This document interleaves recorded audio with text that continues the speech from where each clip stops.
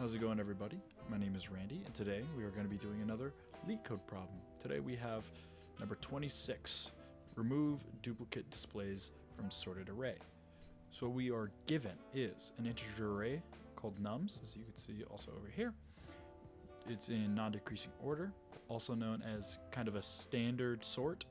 We're going to remove the duplicates in place, meaning we don't put it into another variable or anything like that. We need to change the variable we are given to reflect the answer we need to find. We need to make it that each element appears only once, and the relative order must stay the same, so keep it sorted. And then we must return the number of unique elements. Pretty easy. Today I'm going to be giving you two solutions, one of which is dead simple, and you should probably be thinking about that while we go through the longer and much less efficient route. So let's get started. Let's first say index, because we're going to have a loop, right? And funnily enough, we aren't going to start at 0. We're actually going to start at 1, and this will become very clear why we're doing it in the first place. Up next, we are going to create a length variable. So there we go. We have our num length to start out our length of the numbers. We're going to start with our loop here. It's going to take the structure of a while loop. So we have while our index is less than num length, because of course we're going to loop through our index until we get to the end of said array. And of course, next we're going to write our conditional to check if we have a duplicate. So we're going to go if num's index, which is our current number, equals num's index minus 1. So if our current number is equal to the previous number, we know that our current number is a duplicate. And what we do in that case is we're going to go nums.pop index, which will in place remove our current index from the list. And once we do this, we need to update our length. So we minus equals 1 that to decrement. And then this conditional should be done, but we have another case. So else index plus equals 1. So what we're doing here is, let's go to case 2 because it's easier to demonstrate. We're checking this first index, right? If it's equal to this, we'll just pop it and check the same index, which now becomes this number. So we're going to check this number against this one. And of course, those aren't equal. So instead of just, popping it, which would be incorrect, or adjusting in any other way, we just have to say, oh, just check the next number. And then it'll keep doing that until we get to the end of the list. And once we are at the end of the list, we have verified that we have gone through every single number in the list. So what do? Well, we return our num length, because we need to return k, and it will also be checking our nums list to make sure that we did it in place. So let's run our test cases.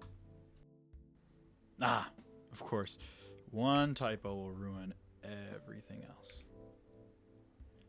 Let's run it again. Once again, if you are not consistent in your typing, heaven forbid you are working on like a 600 line code base, you're not going to have a fun time. As you can see, our test cases are done. Our runtime is 0 milliseconds for those, but once we submit this, you'll see that it's not quite up to par when it comes to runtime. And here we go. We have our results. 55 milliseconds beats barely 10%. And most people sit down here.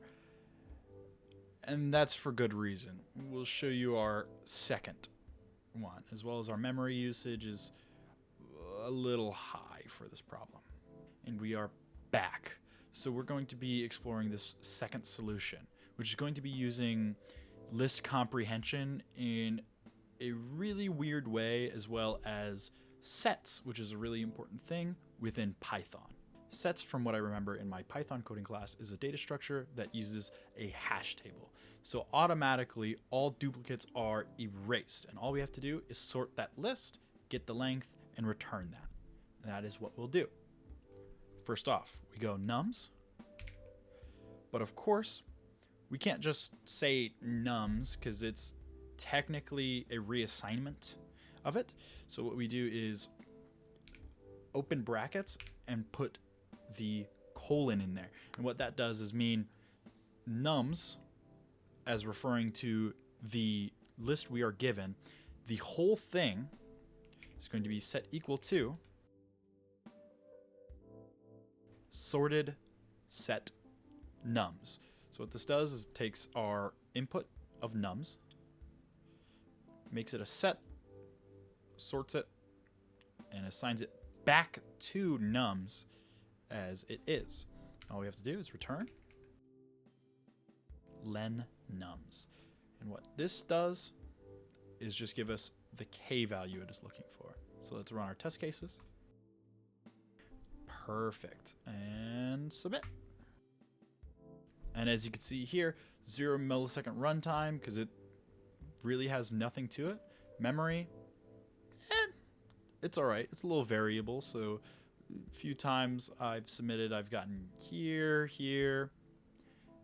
To me, that doesn't really matter. It's such small bits of memory that I'm okay with it.